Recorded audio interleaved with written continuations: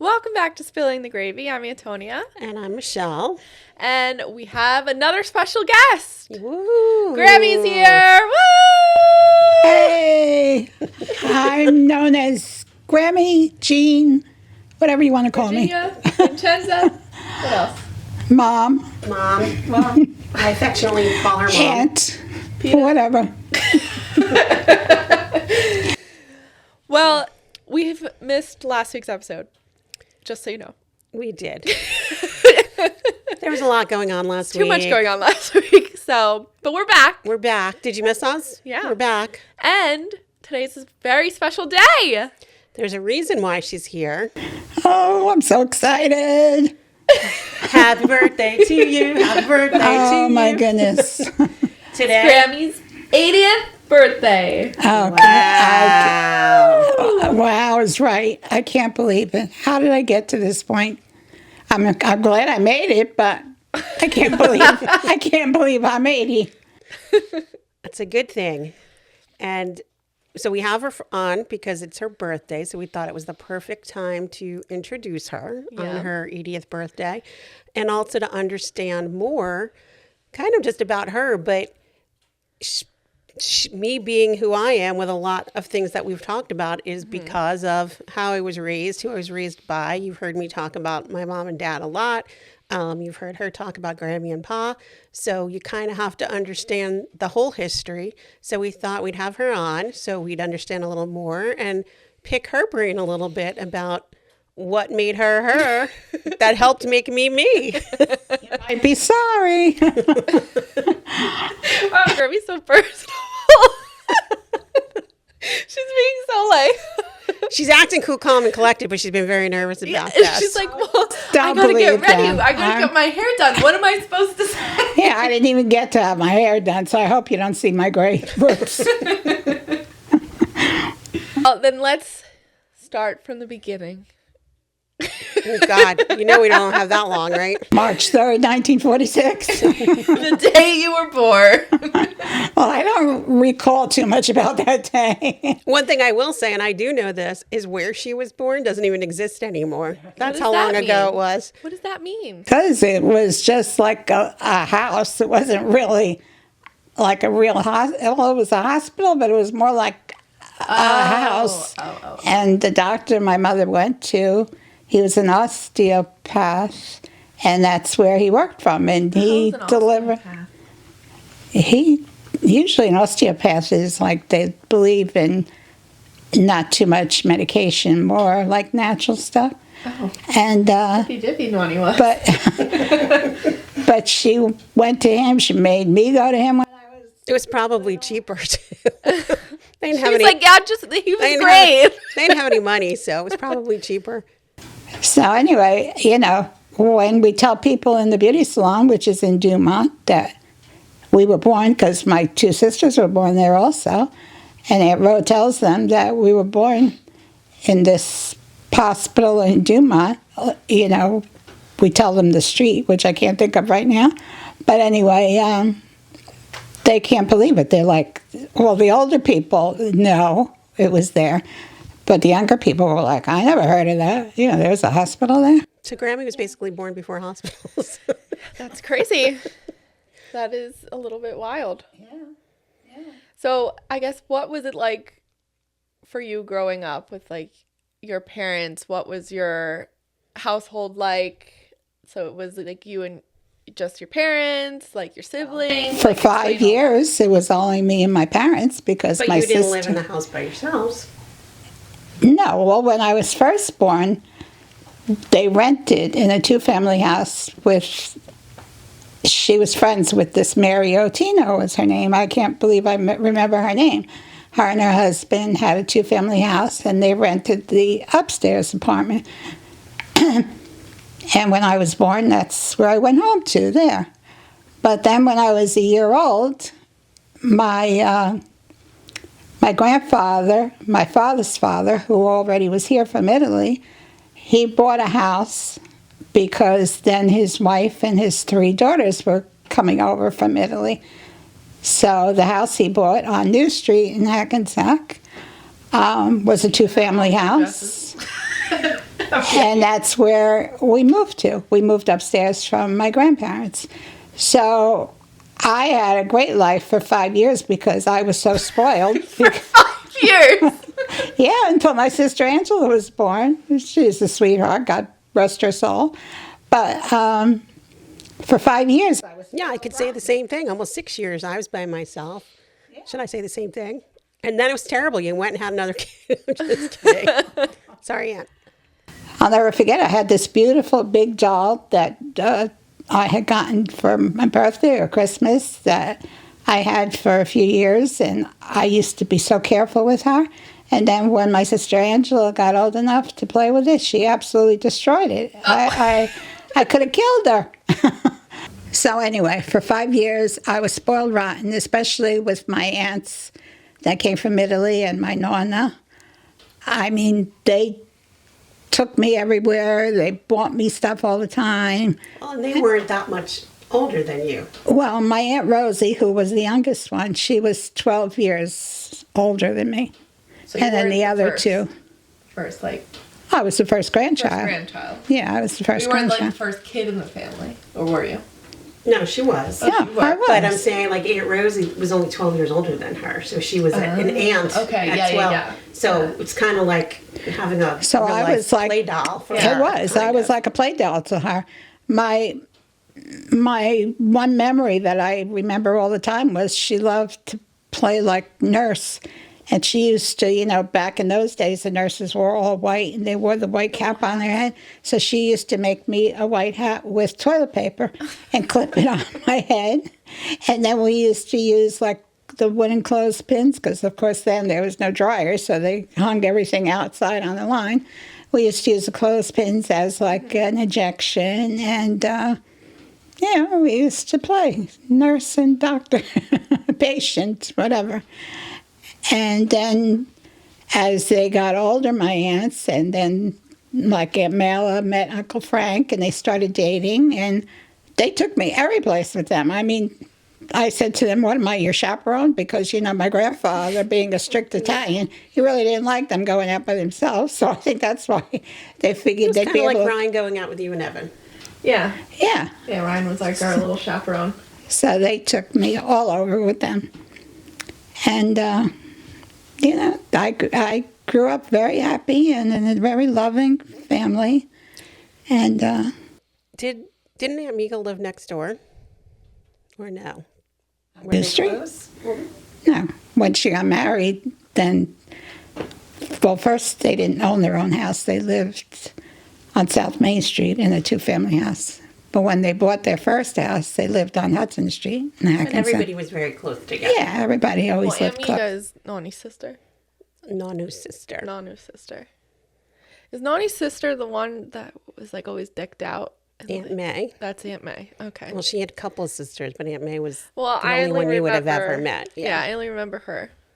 Yeah, so that was on my mother's side. My mother's side, we were close, and like every Sunday we would go over by my grandmother, my mother's mother and father, and the whole family would get together in this little house, and we would just squeeze in all the rooms, and that was like every Sunday thing. So, but I was always closer with my father's family because we lived in the same house. My mother worked full-time from the time we moved together when I was here. Factory, where I was having the slippers. Goldberg Slipper Factory. Yeah. I had the best slippers growing up. Wait, I didn't know the Slipper Factory was a thing. Yeah. Grandma worked there until she retired. And we always had plenty of slippers. Basically a sweatshop. That's what it was. Yeah, God, in the summer, poor thing. I don't know how she did it. It was so hot in there. So anyway, my grandmother, Nonna, took care of me, and she only spoke Italian. So then I only spoke Italian for the longest time. I mean, my mother would speak English to me, but I knew Italian probably better than English because that's what I spoke all day with Nonna. And... of course, I wish I still remembered it like I did then, but from not talking it... You don't lose it, you lose it. Yeah, you do. I mean, if somebody speaks in our dialect, the Calabrese, I can understand pretty much of it, but if I had to hold the conversation, I would never be able to do See, it. Grammy, we could all knew Italian by now. This is your fault. It stops somewhere. Even with me, I mean, that was my grandparents' first language Yeah. on that side, but it never carried over. My mother came here from Italy. She was 5 years old. So she went to school here, all through school. My father came when he was 16. So he didn't really go to school. I think he went, like, they had the night school, like, classes where he went, but, he had to go to work right away when he came from Italy. And basically that's what his father sent for him to come here to go to work. To go to work, and then Build a life. and then they the would war send was money going home on. to Italy, for them, for his mother, my nonna, and the three aunts.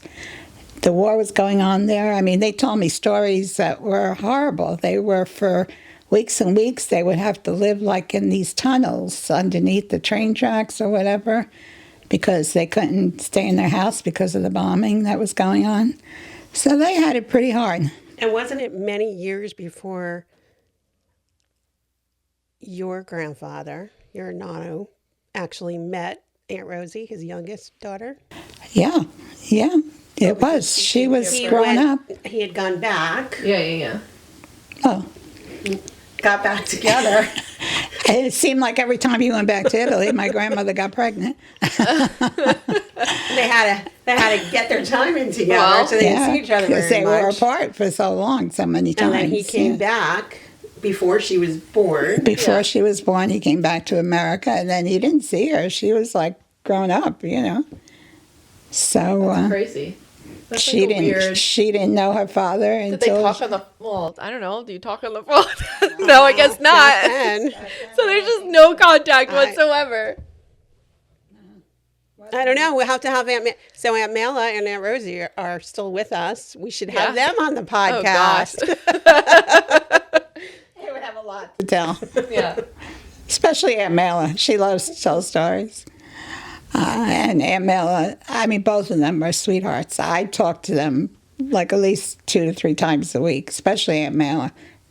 But I think that, that just kind of plays into how they grew up all together. Yeah. The family was always all together. Same dynamic. You it's all just a lived little bit close modernized now. Right. All lived close together. And then that's what happened even with us. So as you got married and you still lived close, and we always all lived within walking distance from each other, pretty much. pretty much. I mean, Aunt Mela and Aunt Rosie then moved to Palisades Park. Yeah, which, Well, I think oh my there's goodness, always- a full 15 minutes So now, away. yeah. I mean, I it's think still there's always close. sections of the family that's not like your immediate family that moves a little bit further away. Again, 15 minutes is not that far. It's not But I'm that far, saying but the your rest main of us family is were within always- walking distance, Yeah. Yeah. But it was great. I loved it. I mean, all those Sundays that we would start off like on New Street with my nonna and nonno downstairs, and we'd all eat together. Then we would go over to my other grandmother and grandfather, my mother's mother and father, Day of eating. and we would, that whole side of the family would all get together, and there usually we would have like coffee and dessert and whatever. That's every Sunday. Well, and I told these stories how that continued on. Like every Sunday for us, it would be go by Grandma and Grandpa to eat. Then we would have to go see the great grandparents. Then we would see the dead people at the cemetery, like all within all of this. So it was cemetery, Sunday. it was great grandparents, grandparents, and then end up back at Grandma and Grandpa's, and then they would have sandwiches and play poker at the end of the night. So it was literally an entire day Yeah. into the evening. And I think it's funny because, like, even now, like, I wonder how many American Italian, whatever, families now do that still. Because obviously we still do Sunday dinners and everything. It just looks a lot different than Right, what and you it's grew just up with us. or what she grew up with. Again, yes, because it's just us. But I wonder how many people still do that. Like, to the T, like poker, all that. I mean, maybe not as often. I mean, there might be some that do it every week. I think that the day and age we're in, it's different because like kids, none of us growing up had all the things that Sports my and kids things. had going on now. Yeah. And most kids today do have a whole bunch of other sports and things going on. So it gets harder and harder to have that same dynamic. I mean, I would love, and we talk about this every so often in the family. I talk about it with my cousins. Like, I would love to do, I think once a month. Well, I think once. I was just going to say I would love it once a month, but I think even that is too. I don't even think we not aggressive. What's the word I'm looking for? Too ambitious. I think we'd never be able to make it everybody's schedules. But it's hard. yes, maybe once a quarter. If at least 4 times a year we did a day like that where it was a true Sunday dinner with the extended family. Yeah. Or maybe we just have to eat us and then make the rounds to everybody. Yeah, right. The way we used go to everybody's house. I don't think it could ever be the same as it was back in those years. It just, like you said, there's too much going on with other people that their schedules, I don't think, would allow it to be like we had it when I was a little girl. No, but it's important to me and that's why I think we always talk about the traditions and the holiday traditions and things like that. It's why it's so important to me to keep whatever we can, because I loved the way I grew up. And even if it is just us and our immediate family, that we still have Sunday together. And even though it doesn't look the same, maybe we try harder to have some of those days where it's reminiscent of the past. But the foundation of it, the foundation is family. We say this all the time. Italians are food and family. If we have that core foundation of love, food, and family, that's the most important thing that we should keep taking forward with us. I agree, definitely. And you, I have to say, you have done a great job in carrying on so many of the traditions. And I love you for that because... I love you too. I love you for... love you it's too, on camera. They said I love you. No, I'm just kidding. I love you, for everything that you and Daddy did to build that foundation. So, but yeah, it's important to me to keep pushing it forward and having it go forward. So, and now I have to drill it into my kids' heads to have it keep going. Because Daddy was as much into that type of thing, family tradition, all that, as I was, and he loved being with my family. Right. And I was just going to say, it was a little bit different for him because I guess when he was younger, there was a little bit more extended family around for him. Now, we should also say, she keeps talking about these streets that, other than the people in the family that know us, are not going to know what any of these streets are. But he literally lived around the corner growing up from where she grew up. Yeah. But we didn't know each other all that time. But I'm not kidding, around the corner, very, very close. So when he was younger, he lived with his grandparents, and an aunt and uncle lived upstairs. They also had a 2-family house, and an aunt and uncle lived there too. And right? Or no? Or when the grandparents died, the aunt and uncle moved in. No, it was his cousin Phyllis that moved in. His aunts and uncles. Lena lived there at one point, I thought. No, they always lived in Brooklyn. All right, I'm wrong. But everybody was still close. There was family that lived together. They still got together. But then that kind of changed on that side. People moved away. The one aunt moved back to Italy, so she was gone. That was on his mother's side, but even on his father's side, there was a lot more of them. And they were friendly, but I don't feel like they didn't get together like everybody else did. So I think that he also embraced then having that on his married side of the family more. Is there, I guess, because we were talking about traditions before, is there any tradition that we don't do now that you wish that we did? I mean, when I was a very young girl, when we had Christmas Eve at my nonna and nonna's house, where we lived upstairs, they invited not only the family, but friends and my godparents. It was a huge thing. And they didn't have a very big house downstairs. It was a kitchen that was, it was a decent size, and everybody was squeezed into that kitchen. So everybody ate there, and then they used to move the table over, and there was always a lot of dancing, the tarantella and all that.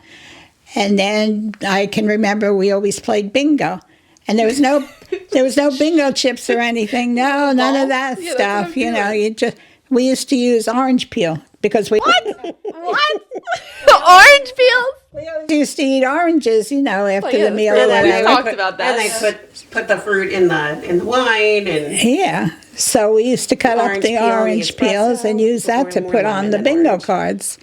And that's what we did, you know, and it was so much fun. I mean, even though you didn't have much room and everybody was like stuffed in there. Yeah, but to some degree. So yes, I would agree. Like, I wish maybe we did a little more, because I remember that too. Not there, obviously, but then when I was younger, then it kind of moved like by Aunt Mela and Uncle Frank's house. And there was always music and there was always dancing. Mm-hmm. That always happened. So I do kind of miss that. Maybe that'll be something we have to bring back. But again, things change because people get married, and now I'm not with that side of the family anymore on Christmas Eve, because that's the big Calandrello tradition. Is Christmas Eve. So everybody hates that you're never there. Well, sorry, Jeff. But there's one other thing that I always remember. Amiga, she used to love to scare me, because the Christmas tree, when you came in the front door, there was like an enclosed porch, and the Christmas tree was always put in the corner in that porch. And we would put the gifts under there, because this was before they added the extension on upstairs, so we didn't have like a big living room. It was a tiny little living room. So we used to put the Christmas tree in that porch. And then my mother's cousin used to play Santa Claus. So she knew. Santa Claus tradition was always there. Yeah. So she knew that he was going to be coming, and when she would hear it, she would start saying to me, "I think I hear something.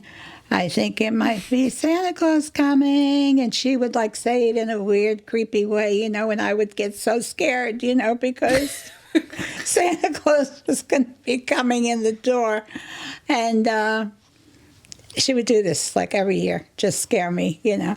And then, of course, once Santa Claus was in and talked to me nice and sweetly and said, "I have presents for you," then I was okay. But so this is what we still do. I used to say that because I would feel the same way, and I always knew it was Daddy, it was Uncle Bob. Like, I always knew who it was. Well, the Santas that come to your house are not real Santa. Everybody, I think every kid kind of knows that. And I knew who it was going to be, but it was still that anticipation, like, oh my God, they're coming. When are they coming? I'm nervous. I'm scared. So now we're going to have to start this at the Calandrello. Now Jeff is going to have to be Santa one day. I said once. Really do that. I told him that. I'm like, once we have grandchildren, like, he's going to have to do that, because I want my grandchildren to experience that. Yeah. Yeah, it's fun for the kids. I mean, you know, by every Christmas Eve now, by my cousin Joe, he dresses up as Santa Claus, you know, and the kids are getting older now, and they sort of know that it's him, you know. But I think all the kids really know that it's not the real excited, Santa. You know, and they all sit there on the floor waiting to be called, you know, when he pulls their gift out of the bag, and it's really cute. So that's something that should be carried on. Grandma and Grandpa both worked full time. You were the oldest, so you kind of ended up becoming like the little mommy then to your sisters to some degree. Yeah. Because, which Grandma had been like for her siblings kind of as well. Right. So then now it was my turn. And I used to, when I got old enough, that's how I learned how to cook, because my mother used to leave everything and say, "This is what we're going to have tonight, so you have to start making whatever it was we were making." You got it. Go to work. So if I didn't know what I was doing, or if I got, you know, confused about something, Nonna was downstairs, so I would call Nonna, and she would help me. But I always had the meal cooking, you know, because she didn't get out of work until 5 o'clock. And it's not like now where we eat at 8 o'clock, you know. My father came up from work. Did you see her face? I don't have anybody that starts the meal for me while I'm working. Who was cooking first? She has all boys in the house. So, yeah. Then with my sisters, I sort of had to watch over them as I got older because Aunt Ro is 7 years younger than me, and Angie's 5 years younger than me. And, as I got to be a teenager, then it got to be a little bit of a pain in the neck because they always wanted to babysit, be with me wherever I went. And it was like, to have to be with me all the time, But we were very close, my sisters and I. And we loved each other dearly. And unfortunately, we lost my sister Angela too young. I miss her terribly. But I have my sister Rosemary, who I love. That's Aunt Ro. Hi, Aunt Ro. We say hi to Aunt Ro like almost every episode. Hi, Ro. I love you. So anyway, so my sister Ro and I, now, those 7 years really don't make much of a difference, between us. But I think that's true with any siblings. Like once you're both adults, I don't think it matters. Like it's not weird. It's not like, I think you could obviously tell the age difference, especially when you're in high school and whatever, even with the boys. And then like, I feel like once Ryan was like an adult, it was just normal. Years don't matter as much then. No, not at all. So after childhood, so then eventually you met the boy around the corner. Yeah. Oh yeah. The boy around the corner. The angel. The guardian angel Pa. He is my guardian angel now. That's what I'm saying. But he was my first love, and he'll be my only love forever and always. Love of my life. Okay, but now tell how you met. So, all right. So he was an angel. So everybody knows because I talk about my father all the time. I think, the sun rises and sets on my father, how much I loved him. So does she. But I also still am realistic about my father now, where sometimes she puts him on this pedestal and he literally has sprouted wings, even down here. But doesn't do any wrong. And he never did. But now let's talk about how he was. We tease because we were like, they're truly like Sandy and Danny in Grease. Like, no. That's not what I say. What do you say? That she is the Notebook. Oh, well, okay, the Notebook. But she was the good girl, goody two-shoes, good girl. And he was more of the wild bad boy. She never turned bad. No. So that's what but I'm she saying. Still got the guy. But that's she true. So why don't you tell a little bit about how you and Daddy met and how you started going out? And well, it all started because my best friend, Sarah, started dating his best friend, Rick.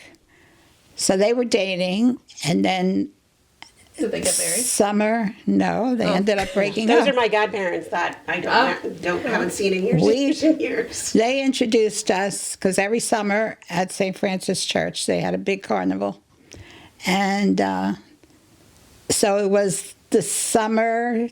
He had just graduated high school, and I was going into my senior year of high school. So that summer, I went to the carnival with Sarah. And Rick ended up coming with Tony. And I guess they had already planned that they wanted to introduce us. This is the Notebook. I don't believe you. I'm telling you, this is what happened. So anyway, at the carnival, they introduced us. And we started talking. And then at one point, he said to me, would you like to go on the Ferris wheel with me? And I said, sure. So we went on the Ferris wheel together. And already he started like with his, how he would try and be his funny self, but he wasn't so funny because he was scaring me because he would start rocking the... This is the Notebook. Have you ever seen it? Maybe. No, I actually haven't. You need to watch it. I'm not kidding. This is the script. We should have made a movie. So anyway, then we get off the Ferris wheel, we're walking around together, and then, they have all the arcade games, not the arcade games, but, the booths. Carnival games. And Dad always loved to play carnival games. He loved to play those games. So he ended up winning me this good-sized teddy bear. It was adorable. I can't believe you don't have it. I was just going to ask you have it. No, I don't think you had it because I don't ever remember it. I don't know. I had it for the longest time, and I don't know what happened to it. But anyway, he won me the teddy bear. And then from there, it was like then he started calling me up, and then he asked me if I would like to go out on a date. But he still wasn't ready to, like, he was still at that point where he was seeing other girls, you know. It wasn't just going to be me. So, Leah. Anyway. So when did you finally go on a date? And where did you go? His favorite place to take me to go out to dinner was Pinto's on Green Street. Do you remember Pinto's? Yes, that's long gone. Long gone. Yes. But that was his favorite place to take me for dinner. Probably not just you. No, probably not. I'm sure he took other girls there too. He knows the waiter. He's like, oh, what's going on? They call her the wrong name. Yeah. But he loved taking me because, you know, how skinny I was, and I barely ate anything. So whenever I got a meal, he ate 3/4 of my meal plus his meal because I would leave everything. So anyway, so there, you know, and then we would go to the drive-in, which was always fun. Slut! Ew! Grandpa let you go to a drive-in? Well, I don't know if he knew where we were going, but anyway, Well, you know, you can't not tell the story. about when Grandpa was with me when we called him. No, I definitely have to tell that story. So we dated for a while, you know, but I knew that, you know, It wasn't exclusive. it wasn't exclusive at the time. He was still trying to get clothes from the girl that's father owned the store on the Yeah, so that girl, whose name was... Don't tell anybody's name. So it's not name dropping people. Okay, I won't You tell can't her be name. doing that. But her father owned, can I say the name of the No! No, don't even say. A clothing store. A clothing store. And it was a men's clothing store. So he was dating her. And of course, she would take him when the store was closed to the clothing store and let him pick out whatever he wanted. And then she would get whatever else she wanted. And too. Daddy liked to look good, so he liked having Yeah. clothes. So anyway, so she was in the picture for a while. But the one that he dated mostly was... We don't need to say her We name don't need to either. say her name, but there was one girl that Her main competition. Yes, and he was dating her way before me, you know, because they were both in high school together in the same grade and everything. So anyway, we had been dating for a while, and then... Had he met Grandma and Grandpa at this point, or no? I don't know. I think he must have. Yeah, he Well, must Trey have. by picked you this point. up. Yeah, he must have met them. Well, like we were saying, how every Sunday we would go to my grandmother and grandfather's house, my mother's parents, and that was right near a park. So anyway, it was again a summer day, and we decided, my father, my mother, me, I don't know, there was somebody else, but I can't remember who else it was. We decided we were going to take a walk to the park.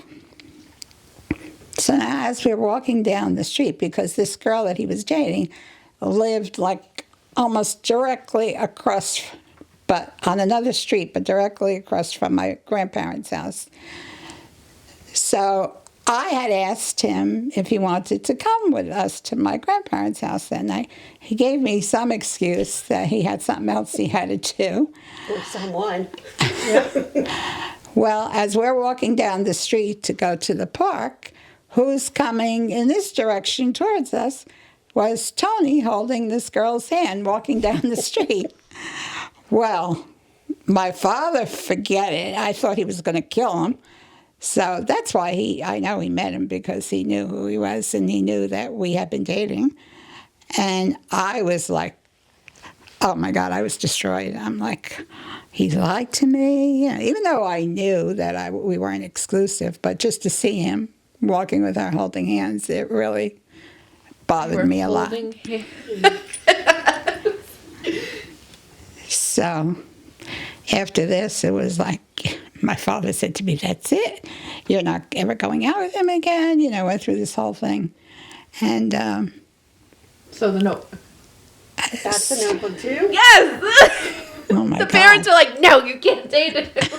And she's like, but Daddy, I love him. No, but then I was so angry. I was like, that's it. He lied to me, whatever.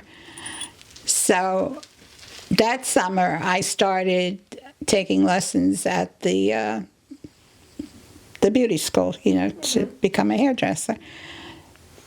So I made friends with this girl there, and she had been going steady with this guy. And she said to me, he's got this really nice friend, how about, we set you up. So I'm like, okay, fine. So anyway, I went out with him. Well, first I think we went out, the four of us. And he was very nice and all. He was not Tony, though. No, he definitely wasn't Tony. Oh, you liked him? No. The answer is no. You just went on the date. I went on a date because I was like... You were angry? I was angry, and I can do it too. If you can do it, I can do it. So anyway, then he called me, and he wanted to know if I wanted to go out again. So then he came over to my house, and we ended up sitting on my front steps. Mm-hmm. And, yeah, on the stoop. And as it turns out, Tony always used to come down in his car to go to Rick, because Rick lived on the same street as I did, down further. So he passed by, and he sees me sitting on the stoop with this guy. And I just saw him looking, and he passed by. And then he still didn't call me or anything. But then this guy's name was... called me again, and he came over again the following week. And before we went anyplace, we were sitting outside on the stoop. And again, Tony passed by. So I guess now he's thinking to himself, I better make a move before things get serious with this guy. So I guess he really did like me, because he didn't want to lose me. He was just pissed that you moved on and he wasn't with that other girl anymore.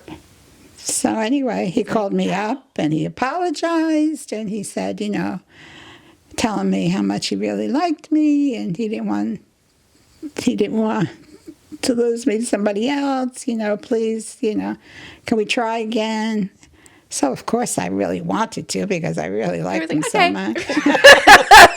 And all I could think of is my father's going to kill me, and he's not going to want me to do it, but we did. We went out, and it turns out that was it. Then it lasted forever, and my father and mother absolutely loved him and thought of him as their own son, which he also loved them so much. And I mean, when you think about it, and the reality of it,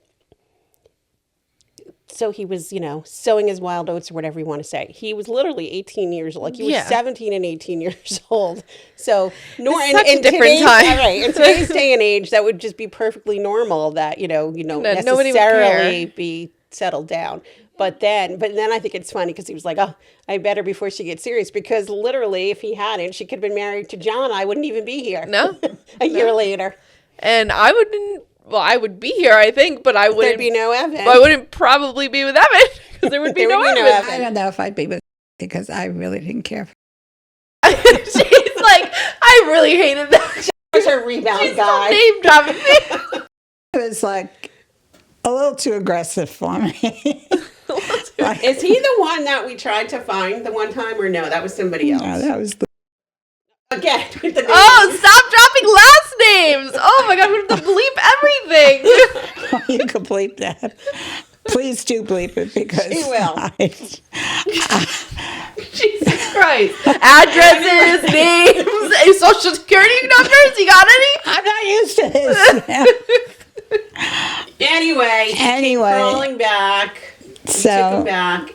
And I took him back. Because what a life we've all had because of that. That's right. So how many years, when did you get married after? So you got back together. He was 18. What year, when did you get married? Like, how long after that?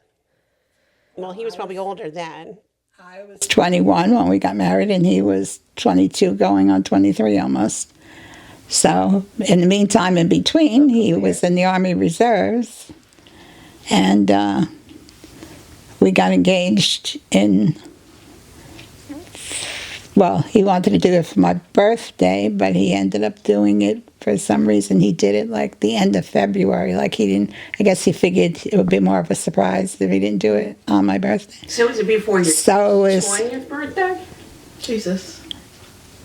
Yeah, because it was 1965. It was February of 1965. Yeah, but you didn't get married until 67. Yeah, so we were engaged. Well, it was a little less than 2 years. And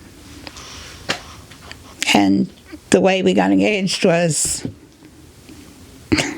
well, we had just had Valentine's Day on the 14th, and he had bought me a big box of candy. So now he comes over this night to my house, and my parents are there, and I was in the kitchen with my mother, and he comes in with a box of candy.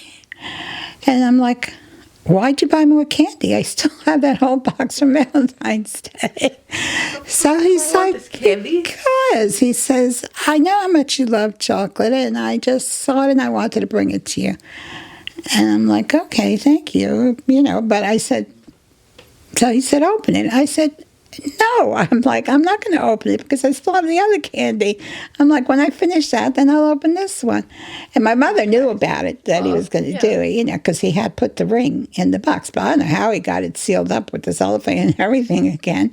But he did. And anyway, then my mother's like, oh, just open it, maybe it's some different kind of candy. Let's see what's in there, and I'm still arguing, saying, it's ridiculous to open another box. How did you not know that there was something in the box? I don't know, I didn't think about it. Open it. So finally I opened the box, and first of all, I opened it upside down so everything comes falling out.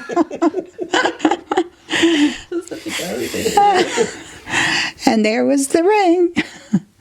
On the floor. On the floor with the candy. Did he get down on one knee? No, he didn't. Oh, no. I was very disappointed about that. And there's my mother and my father, and he had already told them. He had asked their permission, Were Aunt Angie and Aunt Rhoda there as well? No, I don't know where they were, but they weren't there. And anyway,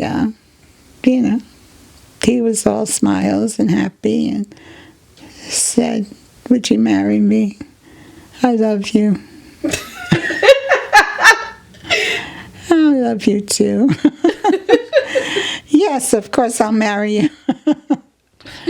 But, so my mother and father were very happy.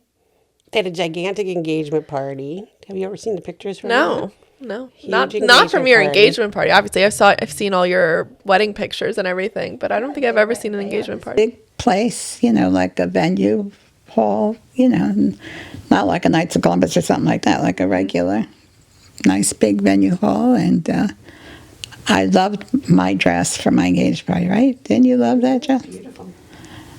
And I had Michele. So they had in April. Oh my God, honeymoon baby. No, we had 2 months. 2 months. I got married in May. I got pregnant in July. And I had Michele the following April of 68. Were any of them planned? I don't remember now. Anthony. Well, Anthony, we were trying, for the longest time, but it just wasn't happening, so we had to go through a lot of stuff before I got pregnant. And Michael definitely wasn't planned. Oh, because that was right after. Yeah. Our life after that was, of course, we had our ups and downs, like everybody does. All right, good. So when you guys first got married and then you were on your own, how did you transition into being a wife? So you kind of knew how to cook already. At 22 years old. And Daddy was the king in his house. Grandma doted on him. So now kind of, I would assume the expectation was that you were going to do the same thing, which I did, because I had to iron everything for him. He would forget it. He never picked up an iron. Of course, I did all the laundry, and at that time, he didn't cook anything. I did all the cooking, so I did it all. He only started to iron many years later, he started ironing his own Everything many clothes. years later, but I'm Yeah. talking about then. No, then at the beginning it was like, I also think it's funny because you grew up with all sisters, obviously. So, like, did Nani do everything for, like, your dad? yeah, and she did. So Until he it's, like, funny retired. that she's grew up with all sisters. Not like she had a brother to take care of or, like, whatever. But I guess because you saw it with Nani that you were like, this is the way. This is the way it's supposed to be. Yeah. I think we've talked about this on here before. Grandpa used to think that I was going to do that, like with my brothers, and it was like, no, those times are long. What, take care of them? Yeah, Yeah. like if we were eating even on a Sunday, technically they should eat, like they were supposed to eat before, we ate or were served. I was way older than them, and times have changed. So Yeah. I think I challenged him a lot. You know, Michelle. There are a lot of traditions that I hold dear, but there's some things that need to be put out to pasture.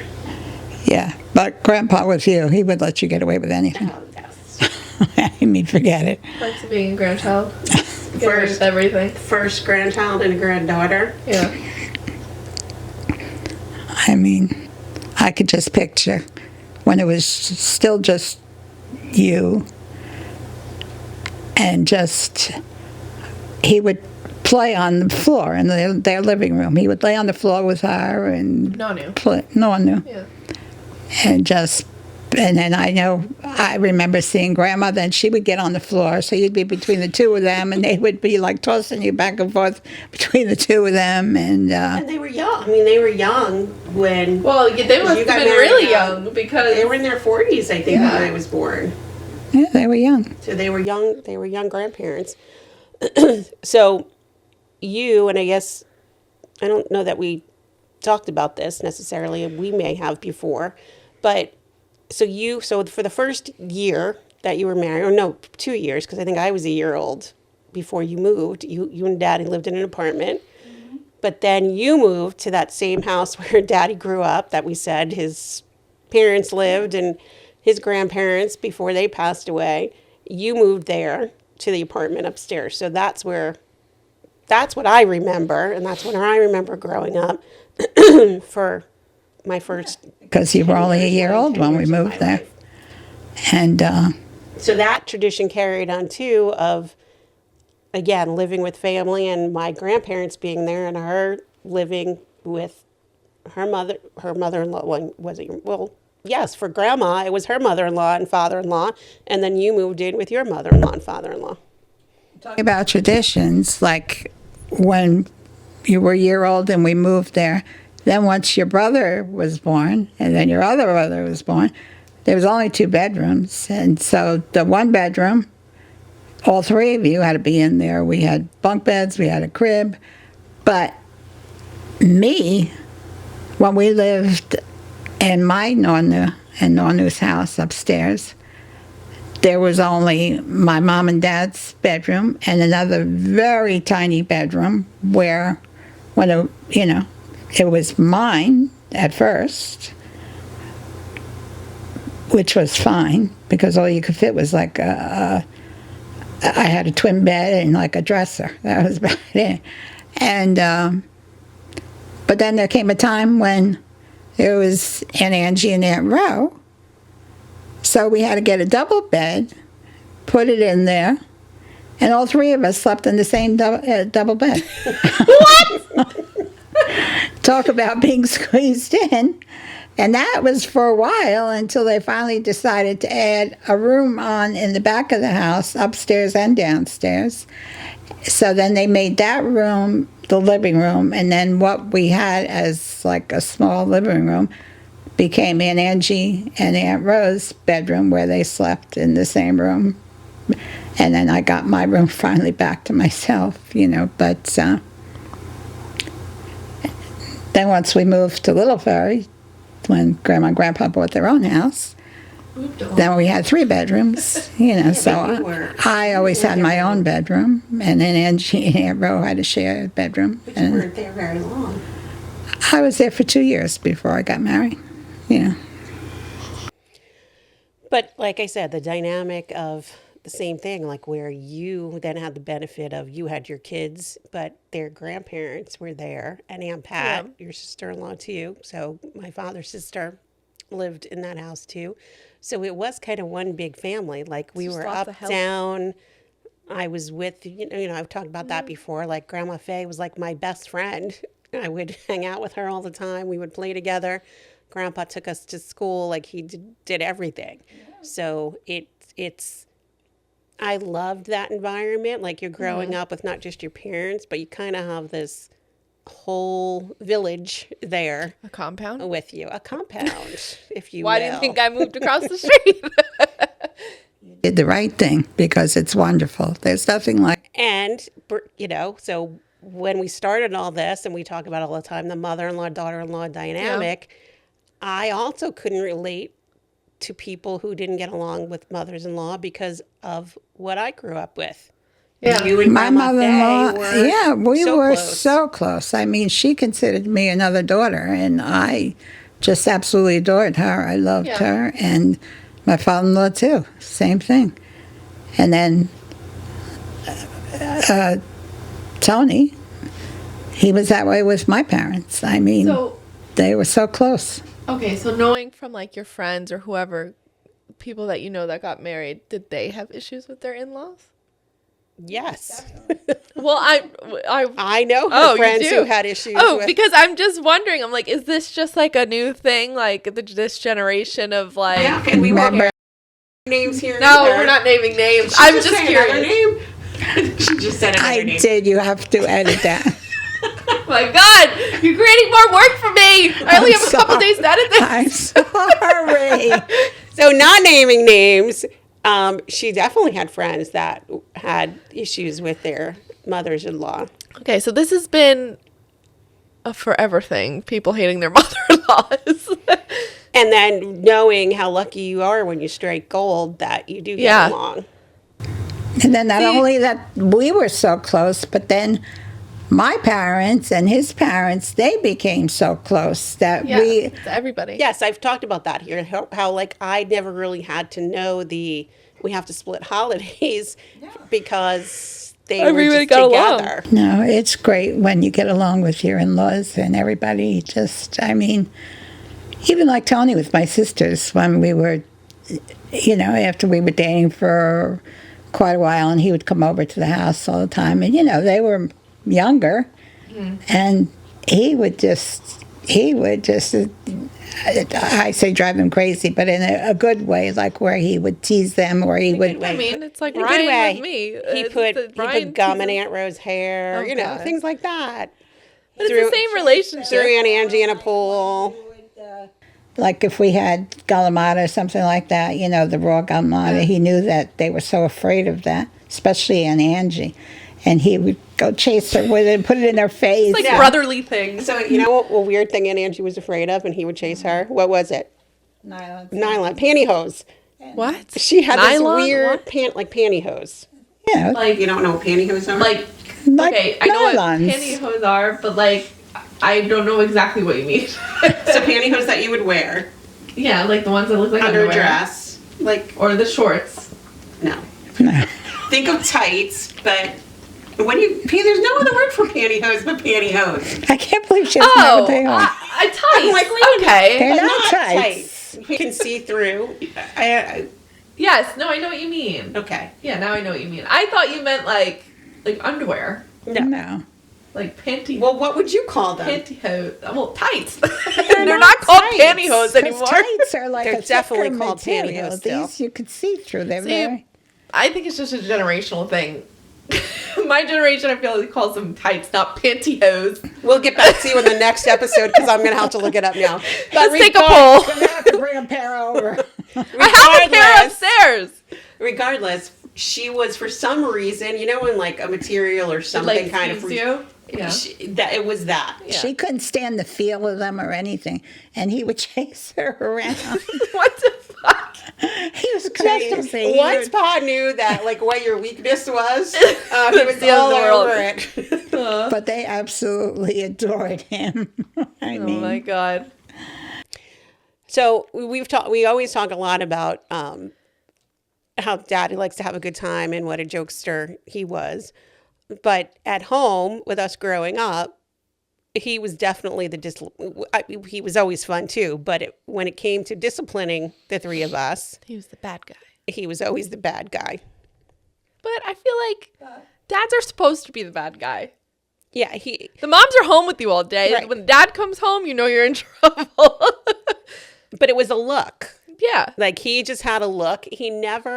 I only remember him hitting me once. And we've always talked about it. And it was on my butt. It wasn't like a slap across the face. No. And I don't even remember what it was or what I did that he gave me a whack on the butt. But I was devastated because, I was his little girl. Like he devastated that. And I think he probably was just as devastated that he did it. Yeah. And he never, ever had to, that was the one and only time. But he could stop me in my tracks, even as an adult. Mm-hmm. Again, at some points, then I started. we would start with each other. Yeah, but I think if he was here now, still looked at he gave that look, and when he gave that look, I was like, you knew you were in trouble. Yes.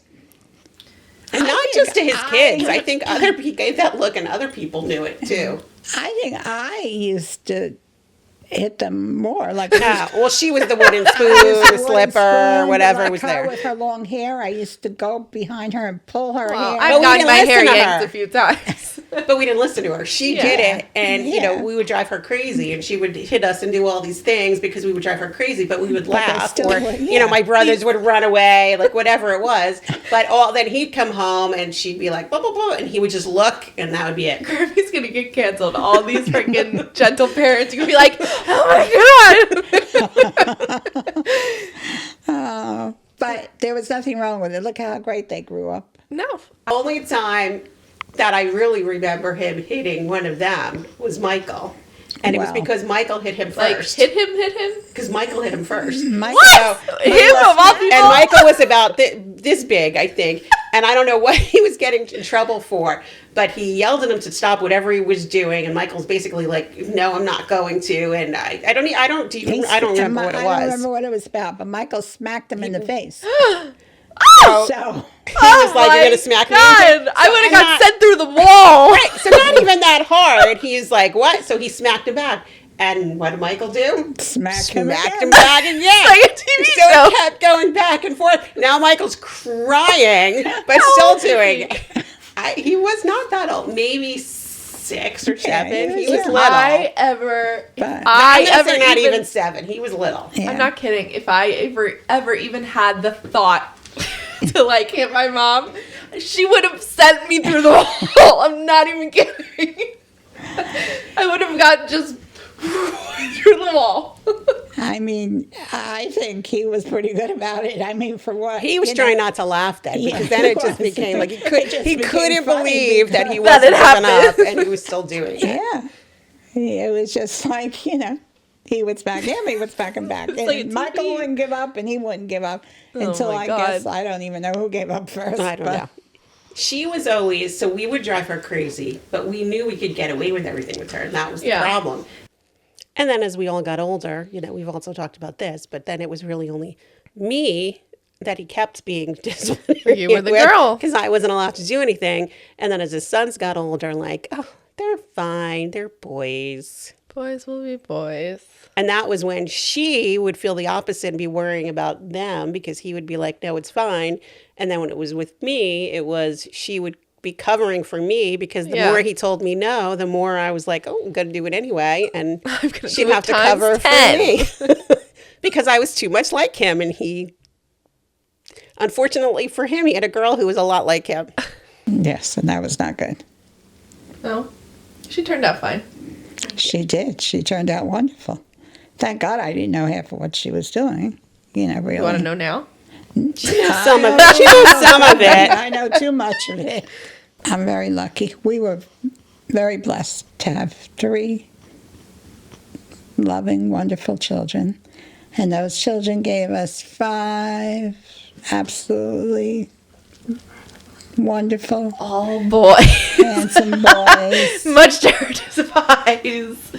And now that one boy, Evan, who I adored, gave me my granddaughter. I'm here. Can I say your name? I'm on the podcast. Yes. Antonia. She's my granddaughter. And I love her welcome. dearly. So it's been a full 80 years for you. Full Oh, my 80 God. years. I really can't believe it. Today you're 80. I am. The day this comes out. So yes. Okay. No, but I just, I know I am. But in my mind, I think, how could all those years have gone by? Like, I think of my parents, like, being, that age. So how did I get here? You lived a lot of life. I did. I lived a good life. It's not over. Yep, they're still living it. She's like, it was great. No, I hope I still have a lot to go. And it would be even more perfect if Tony were here with me. But unfortunately, God wanted him. He needed his angel, Tony. Yes. But he better be there waiting when it's my turn to go Trust me, there. Grammy. You're going to push everybody out of the way to get to him. We already know. No, I'm sure my father's probably going to be pushing him out of the way to get to me Probably. And first. you'd be like, no, move over, Dad. Oh, I could never do that. She would to never my do that with father. Nana. She'd be like, I'm okay. No. And no, that's okay, because Nani will be pinching him, like, get out of the way, she needs to see Tony. That's how it'll all go down. I think that just hearing everything, it just kind of goes back. We always try to bring it back a little bit to, like, why our Italian heritage is so important to us.